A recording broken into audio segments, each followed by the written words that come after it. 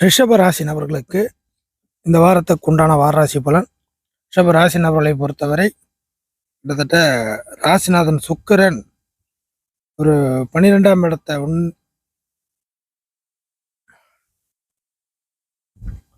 12ஆம் இடத்தை விட்டு கிட்டத்தட்ட முக்கால்வாசி நகரக்கூடிய அமைப்புகளில் வருது. இது ஒரு நல்ல விஷயம். அதற்கு அடுத்த நிலைமையாக இந்த வாரத்தை பொறுத்த வரைக்குமே கிட்டத்தட்ட புதன் நீச அமைப்பில் மாறுது. மாறுறது மட்டும் இல்லாமல் கிட்டத்தட்ட செவ்வாயோட சம்பந்தமாகுது. ஸோ ரிஷபராசி நபர்கள் தங்களுடைய வாரிசு பிள்ளைகள் விஷயத்தில் கவனம் தேவை. அவர்களுக்கு வீக்கான ஒரு நிலைமையோ இல்லை அவர்களுடைய வீக்னஸ் உங்களை பாதிக்கக்கூடிய அமைப்போ கண்டிப்பாக ரிஷபராசி நபர்களுக்கு இந்த வாரத்தில் உண்டு.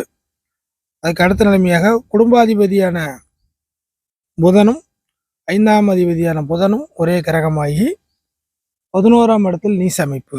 கிட்டத்தட்ட 80% ஒரு மைனஸான விஷயங்களும் அதில் ஒரு 20% பரவாயில்ல அப்படிங்கிற மாதிரி சொல்கிறக்கூடிய சுச்சுவேஷன் தான் வரும்.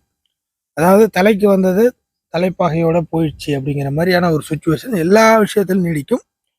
குறிப்பாக குடும்ப விஷயங்கள், குடும்ப உறுப்பினர்கள் விஷயங்கள், குடும்ப பழக்க வழக்கத்துடைய சூழ்நிலைகள், இந்த மாதிரி விஷயங்களை தான் முன்னிலைப்படுத்தப்படும். அதற்கு அடுத்த நிலைமையாக வாரிசுகள் விஷயத்தில் இந்த மாதிரியான சுணக்கங்கள் வரும்.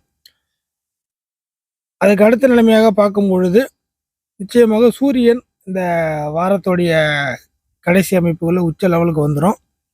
சூரியன் சுகாதிபதி.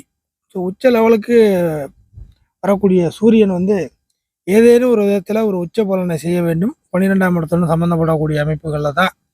அப்படிங்கிறதுனால பலருக்கும் அசையும் அசையா சொத்துக்கள் விஷயத்தில் சேஞ்சுகள் நடக்கும்.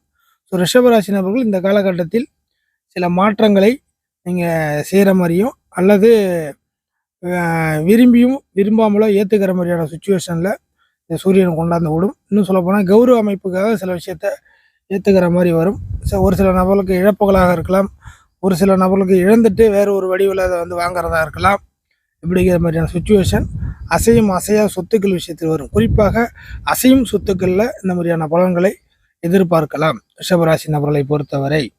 அதற்கு அடுத்ததாக பெரிய இடத்துடைய தொடர்புகள், பெரிய இடத்துடைய பழக்க வழக்கங்கள், இது வரைக்கும் நீங்கள் இயங்காமல் இருந்தால் கூட இதுக்கு மேற்பட்டு நீங்கள் இயங்கக்கூடிய அமைப்புகள், ஒரு விஷயத்தில் போய் ஈடுபாடு காட்டுறது, ஒரு விஷயத்தை நேரடியாக போய் பார்ப்பது, இந்த மாதிரியான எல்லா விஷயங்களும் சேர்த்து வச்சு ஒரு நல்ல பலனை இந்த வாரத்தில் கொடுக்க ஆரம்பிக்கும் கிரகங்கள். அதுக்கு அடுத்த நிலைமையாக சுக்கிரனுடைய அமைப்புகள் கொஞ்சம் வலுவான சூழ்நிலைக்கு மாறுறதுனால இது வரைக்கும் கொஞ்சம் ஸ்லோவாக போயிட்டு இருந்த விஷயங்கள் இந்த வாரத்தை பொறுத்த வரைக்கும் இன்னும் கொஞ்சம் வேகம் எடுக்க ஆரம்பிக்கும், கொஞ்சம் சுறுசுறுப்பாக இயங்க ஆரம்பிக்கும். அப்படிங்கிற ஒரு பலனையும் ரிஷபராசி நபர்கள் இந்த வாரத்தில் கொஞ்சம் கண்கூடாக பார்க்கலாம்.